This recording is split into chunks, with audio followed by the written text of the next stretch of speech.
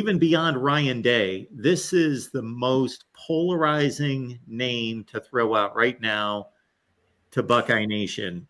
And I'll get your response to this name. Jim Knowles. I don't think it's polarizing at all. Okay.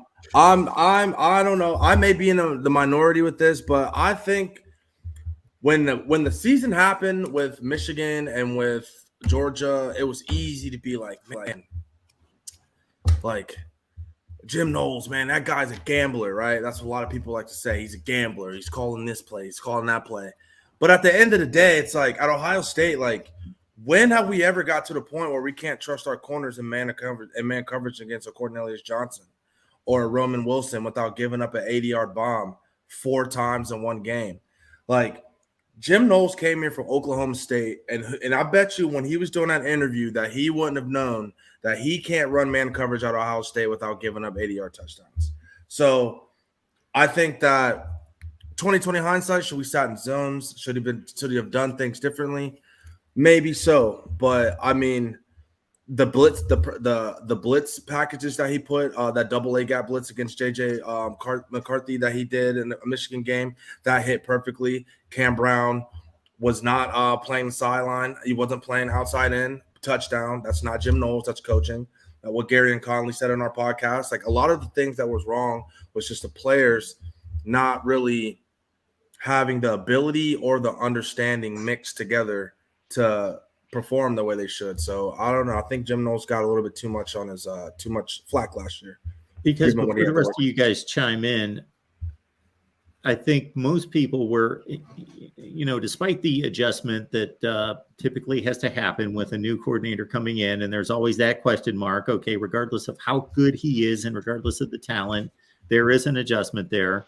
But considering that, yeah, he goes from coaching mostly 3 stars to coaching a bunch of 4 and 5 stars, that would seem to fit what he likes to do. And number 2, that brings Tanner McAllister with him, who can basically be, after playing 40 or 42 games at Oklahoma State, be practically a coach on the field for him to help everybody understand the defense. That and they did play better. They were better against the marginal teams. It was just obviously the big letdowns in the big games. Yeah, I want to piggyback off of what you said, Mark. I mean, you did see improvement from that defense. I mean, I think people do forget how bad that 2021 defense is. And some of the same players that improved this past year were out on that 2021 defense. I mean, you saw Jim Knowles come in and revitalize the linebacker room. That was one of the weaknesses of the defense. And you got a great year out of guys like Tommy Eichenberg. Still Chambers played well for a converted running back at linebacker. So you did see improvement there.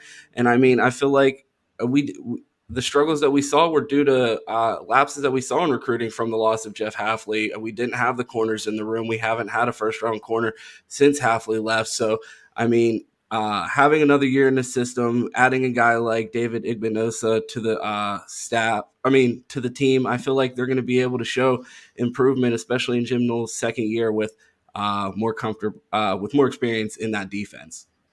Yeah, following the guys, I wouldn't say it was X's and O's. I say it's Jimmy's and Joe's. Jeff Hafley had first-round picks out there. Jim Knowles had undrafted guys. None of those guys that left last season got drafted. So that just tells you where that was and where our development needs to be. And like when we were talking with Gary on Conley, I asked him, I was like, when is BIA going to be BIA again? Because the last couple seasons, it hasn't been there. But we did bring in young guys. Igbinosa is in now. I think that corner room is stacked with talent. The coaching just has to get it there. And I think a lot of blame because of Jim Knowles is just the way we lost. The way we were ahead and down the stretch, guys started to make bad plays. Then it looked a lot worse. But overall, I think he's done a great job. The defense improved in every category. And next season with a level up in talent, hopefully we get some young talented guys on the field. I think we're going to be in the right direction.